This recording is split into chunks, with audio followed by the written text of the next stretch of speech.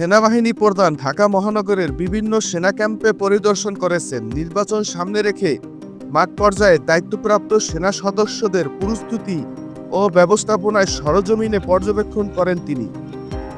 পরিদর্শনকালে সেনাপ্রধানের দায়িত্বপ্রাপ্ত সদস্যদের উদ্দেশ্যে স্পষ্ট নির্দেশনা দেন। নির্বাচনকালীন দায়িত্ব পালনের সময় সর্বোচ্চ পেশাদারিত্ব শৃঙ্খলা নিরপেক্ষ বজায় রাখতে হবে। তিনি বলেন, সেনাবাহিনীর ভূমিকা হবে জনগণের জানমাল ও সার্বিক নিরাপত্তা নিশ্চিত করা এবং আইনশৃঙ্খলা পরিস্থিতি স্থির রাখা। সেনাপ্রধান আরও বলেন, কোনো ধরনের পক্ষপাত বা অপ্রয়োজনীয় হস্তক্ষেপ গ্রহণযোগ্য নয়। সংবিধান ও প্রচলিত আইন অনুসরণ করে দায়িত্ব পালন করতে হবে।